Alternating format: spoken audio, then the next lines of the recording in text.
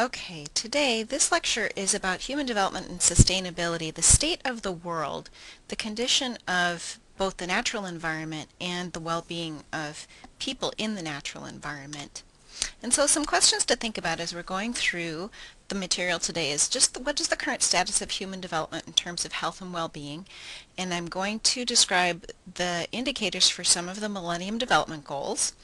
What is the current status of the environment, and how can we use the concept of sustainability to promote health and well-being of people and the environment? And this is important because so often when people discuss these issues, they conceptualize it sort of as a mutually exclusive relationship. So for example, some hostility that people will have with each other where you'd see bumper stickers that say save the whales or save the baby seals, and then other people have bumper stickers that say save the baby humans, as if those two things didn't really go together. And as you know, one of the unifying themes of this course is that sustainability for humans and the environment go together. And so this is really thinking about how can we use this as a win-win conceptualization to promote health and well-being of both people and the environment. So just to review, our definition of sustainability, or working definition, is that something is environmentally or ecologically sustainable when it protects, restores, or regenerates the environment rather than degrades it. So very important, this regeneration. It's not just a matter of, this is different than conservation, because conservation really seeks to conserve the status quo. But sometimes the status quo is already not healthy, and so it's important to improve an environment so that it can regenerate. And just to review our conceptualization, that this concept of sustainability can apply to any of these systems. Nature, economic systems, social systems, political systems, and so forth. So, thinking about how small towns, nations, political governments can be unsustainable. Think about Haiti or South Africa in the 1980s. There were social, economic, human, and natural factors contributing to the lack of sustainability in those cases. And in the case of Haiti, there were political and social factors, but also there was a lot of deforestation that contributed to the instability in that society. Lots of examples of failed states include unsustainability, and so think about Rome, France before the revolution, the former Soviet Union, and so forth. And many of the refugees around the world today were displaced, at least in part, by unsustainable agricultural practices, so whether that's deforestation or something like that. But loss of arable land has really contributed to that. So we can have lack of sustainability in any of these systems.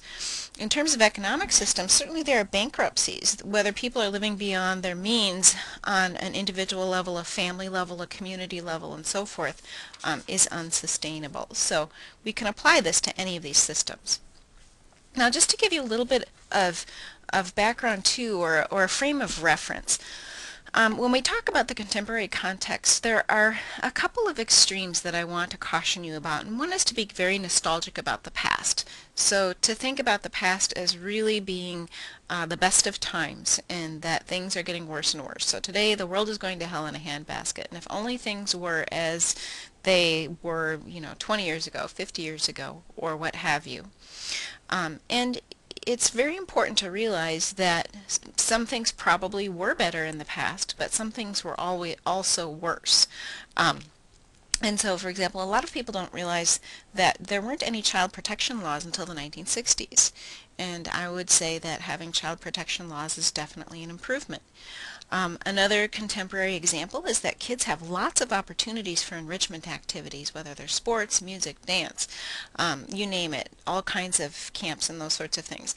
That's really a benefit. That's a good thing. But what might not be quite so good is if kids get over-scheduled and they don't have free time to play or just hang out with their friends and use their creativity and imagination. So many of these activities are structured and supervised by adults that kids don't have the same kinds of opportunities to creatively figure out what they're going to do with their time, and play outdoors and that sort of thing.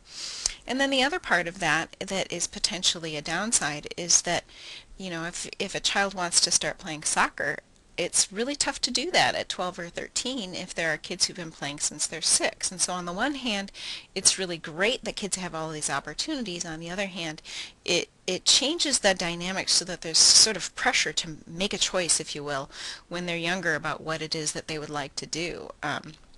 So on the other hand, so that's the nostalgic view, that things were better in the past, and I'm trying to give some examples of a more balanced perspective on that. On the other hand, the other extreme is that conditions have improved dramatically for people and are just going to continue to do so, and certainly that is the case.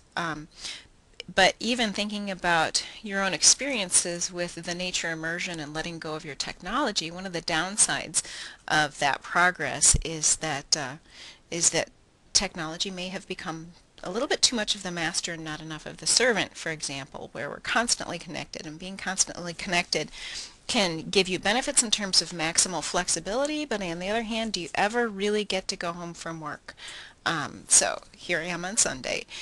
And so what I'm encouraging you to do is to have a balanced perspective when we talk about the contemporary context, where we are, where we've come from, where we're going, to really think about constant challenges and opportunities from multiple perspectives rather than an absolute perspective.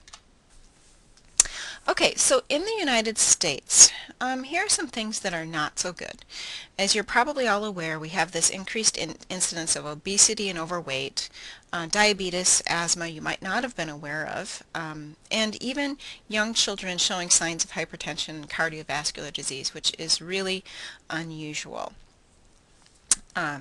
So, with obesity having doubled over the past 30 years for preschools and schoolers and adolescents, tripled for 6 to 11-year-olds, it's a problem. It's a problem because children are unhealthy, and it's also a problem because they have a very high risk of becoming overweight or obese adults.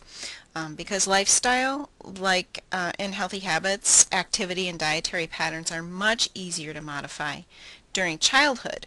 You don't suddenly wake up when you're 30 and start eating vegetables and running marathons, although some people do, but it's a lot harder to do it then. And right now, 2/3 of adults in the United States are overweight or obese too. Type 2 diabetes used to be what was called adult onset. It's linked to lifestyle, and we see a tremendous increase in that. And some of the risk factors for asthma are being overweight, having a sedentary lifestyle, and not living in an area with trees. So this is interesting. Places in New York City where the tree density is higher decreases risk of asthma. On a related note, children who play outside are sick less often. And exposure to soil, specifically digging in the dirt, is associated with a lower incidence of illness. So think about what kinds of processes might be going on there.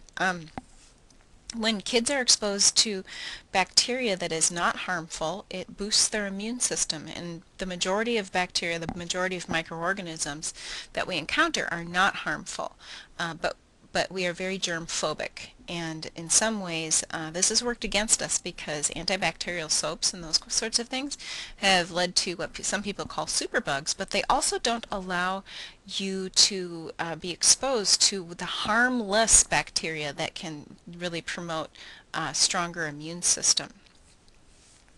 So about 40% of kids live in poverty or low-income families. So I'm going to show you in a minute what that really means, what families are living on. But a low-income family is considered to be living, well, a low-income family is defined as one that is making 2 times what is the federal poverty rate.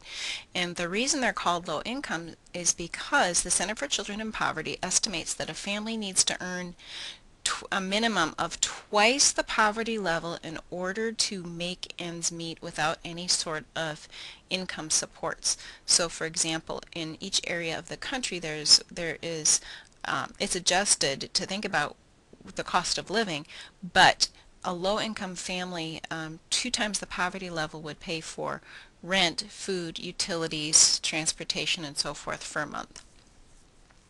1 in 50, that's quite a lot of children who are homeless. It's less visible here in Lincoln, Nebraska. When I lived in Arizona, it was much more visible. There was a dry wash a few blocks away from our house, and there were some families living in there. I actually did my dissertation on homeless families. 17% lived in food insecure families in 2007, and in our next module we'll be talking a bit more about food insecurity. Health insurance has received a lot of attention, as you're aware of, and even though only 71% graduate from high school, which might be surprising for you because the graduation rate is pretty high in Lincoln and in Nebraska, a majority of those eventually earn their GED or diploma. So by about age 23 or 24, it's in the mid-90s range. And then in terms of our environment, you have about 2/3 of people living in a county in which one or more air pollutants is above an allowable level. Okay, so here you've got poverty guidelines. So for a family of one, and think about what your income level is right now. And for all of you, of course, you're probably thinking to yourself, yes, I live below the poverty guideline. But for all of you, it's really a temporary and circumstantial status because you're in school and you have particular supports around you, and you probably don't have a whole lot to live on. But if you were out of school, imagine you're out of school, and one person, the poverty guideline being this $11,000, a person would still be considered low income. So here's where that definition comes in. If they were making $23,000, so twice that. If you imagine this as a family, so with the number 3, what if you have 2 parents and a child living on $19,000? That's the poverty guideline. 39,000 would be the low income guideline. So figuring that, estimate rent or mortgage somewhere between $700 and $1,000 a month, transportation, food, utilities, and so on. Just to give you a little bit of a perspective on what that really means. Okay, so that was some kind of bad news, and here's some kind of good news.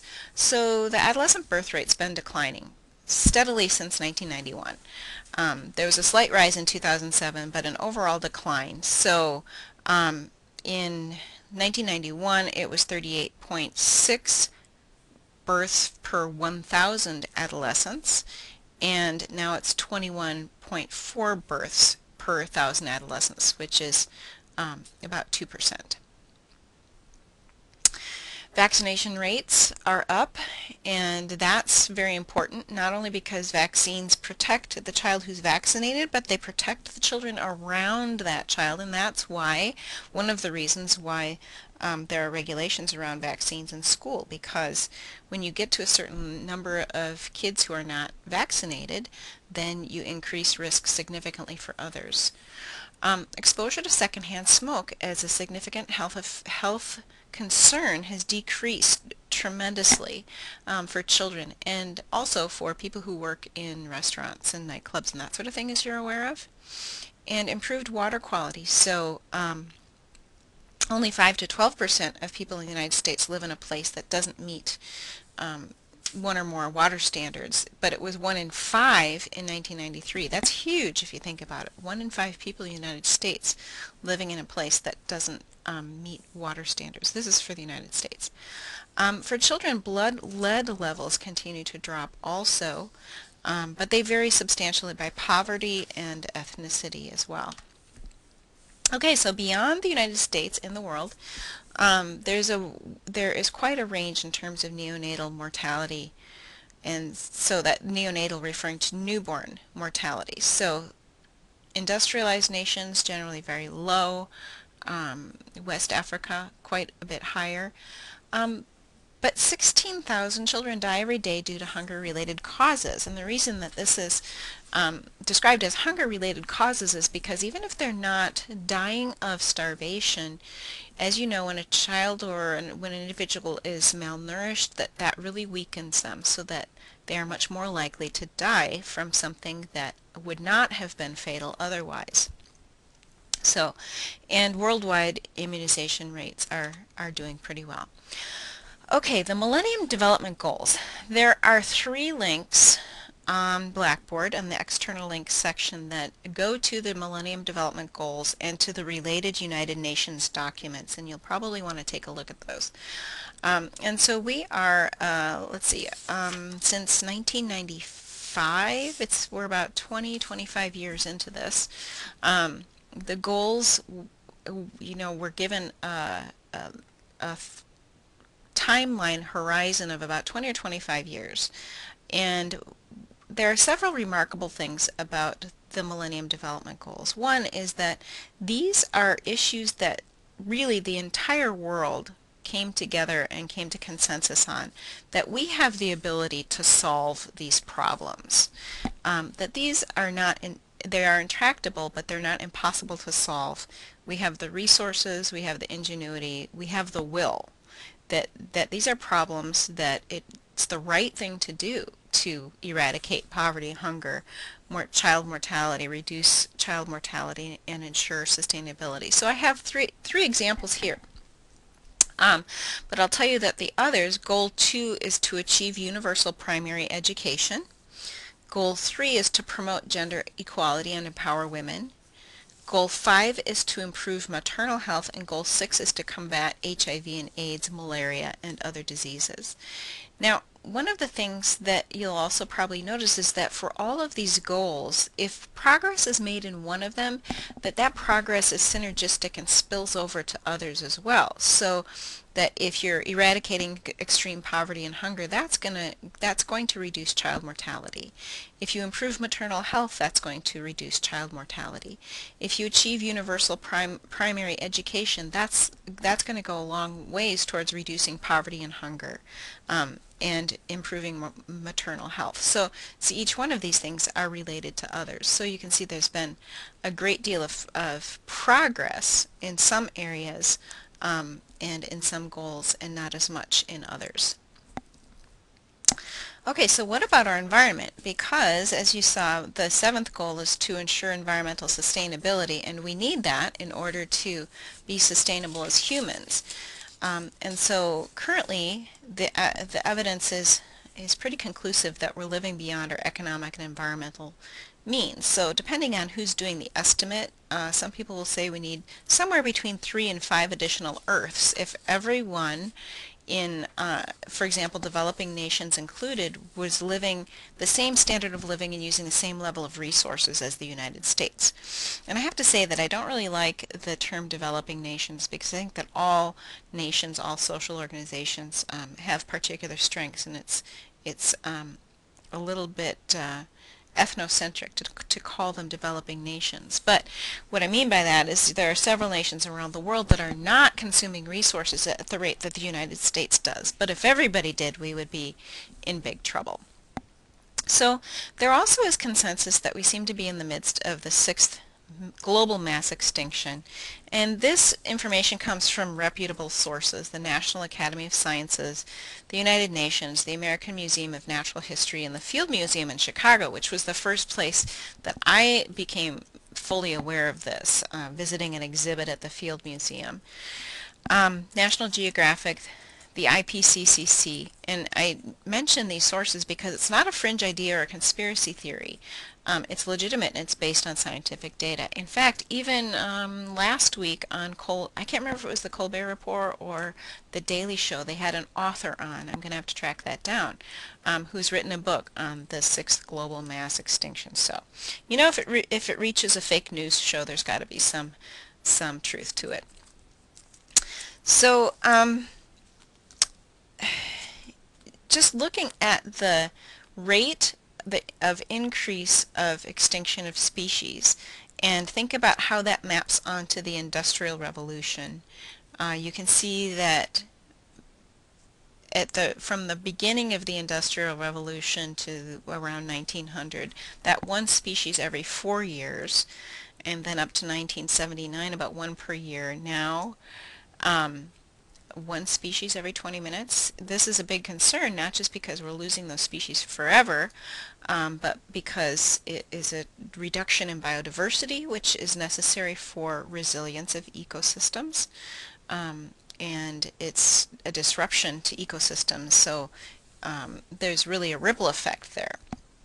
So the estimate right now is that the extinction rate is somewhere between 100 to 1,000 times greater than what's considered the background extinction rate. Some ocean fish stocks are 90% depleted. over the last 50 years, and I can show you a couple of pictures of that in a few minutes.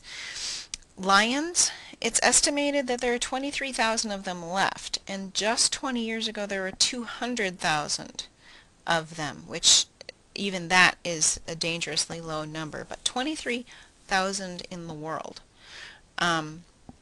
Tigers, it's estimated that there are only 3,200 of them left in the wild, and there are actually more in captivity in the United States right now than there are in their natural habitats. Okay, you can see this is a consequence. Losing 50% of original forest cover during the 20th century, and a lot of that is due to deforestation for agricultural purposes, but there are feedback loops on that as well. So once you begin to remove forest for agriculture or other purposes, then you get desertification and loss of topsoil and those sorts of things. Erosion, loss of species habitat, drought, famine, and so forth. And the earth loses its ability to absorb CO2, so that's a pretty big problem. Carbon dioxide concentrations. How on earth do you think people know that the concentration is the highest it has been in this long? Polar ice cores are actually one of the methods that are used to determine what the concentrations of CO2 are. So 350 parts per million is a target below which it might be considered to be safe. And by safe, that means not leading to catastrophic global warming.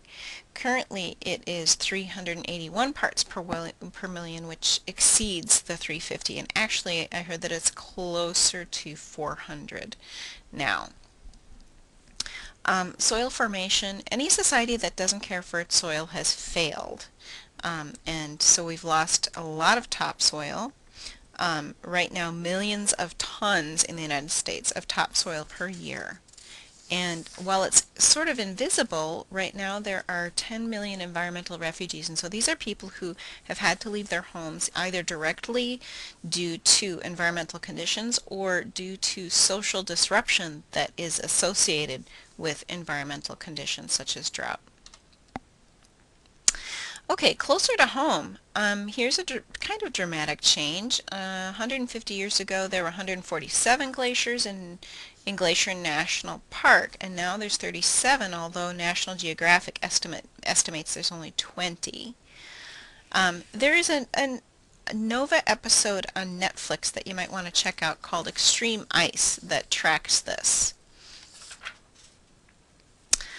A couple of other things to think about or take into consideration is that when we're thinking of environmental change, you have to think of environment as a system, and that change is nonlinear. And what that means is that change doesn't happen necessarily gradually because there are feedback loops.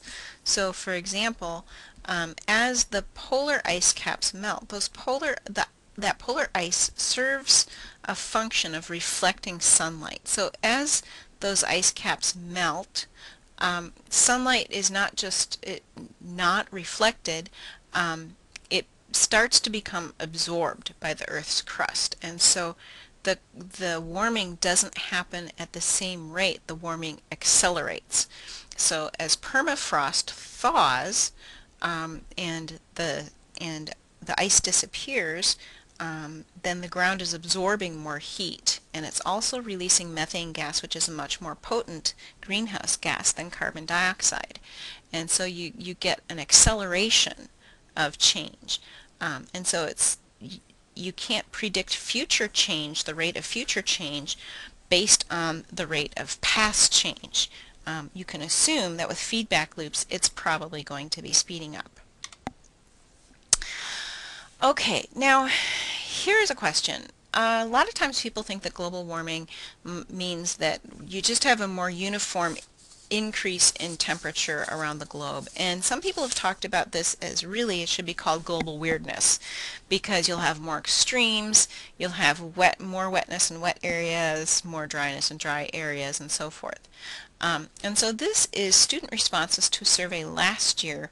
The question being, could global warming cause a drop in temperature in North America and Western Europe? And the majority of students, slightly more than half, said that would be true. And that is the correct answer, and here's the reason why. This is the thermohaline ocean circulation, a diagram of it or a representation of that. And sometimes it's also called the Great Ocean Conveyor Belt. And what this is illustrating is a 1,000-year cycle in which warm area circulates from the equator. And if you're looking at the Atlantic right now, it circulates north to the pole, and then as it cools, it drops down to the floor of the ocean and circulates back down to the equator, and you can see where it joins up and then goes north again and warms. Now, what's been happening is as the ice at the poles is melting, that warm the warm water circulates north, and it mixes with fresh water, and fresh water is not as dense as salt water, and so it's not dropping. That water that circulates north is not dropping to the ocean floor and then circulating south again. It's slowing down. And if you look at that current, it is responsible for the climate in Western Europe and the eastern United States being fairly temperate. And so you have to look not just at latitude, but also what the role of these other systemic processes are in maintaining the climate. And so we can count on a growing season of a particular length without a killing frost, for example, so that we can have a predictable season for crops. If this great ocean conveyor belt slows down or stops, that's going to change tremendously, and there is good evidence that it has stopped at multiple times in the past. So scientists are estimating that given the current rate of change, the global ocean conveyor may slow or stop within the next few decades. And so it could cause cooling in Western Europe and in North America because it's not going to be carrying that warmth from the equatorial areas into the northern hemisphere. So it's estimated that Europe could cool 5 to 10 degrees Celsius, and that's pretty chilly, really, if you think about that. And so there's evidence that it's shut down several times in the past, and those shutdowns have caused significant changes in the climate.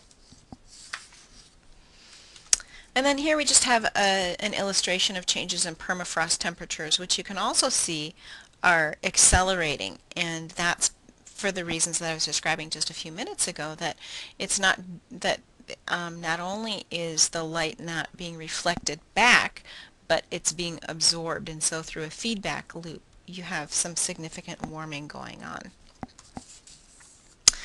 Okay, so what does all this mean? Well, there's some good news and there's some bad news. And I'm just going to go to your Blackboard site and show you where some of these links are in the external links, so that you can take a look at the United Nations. We have the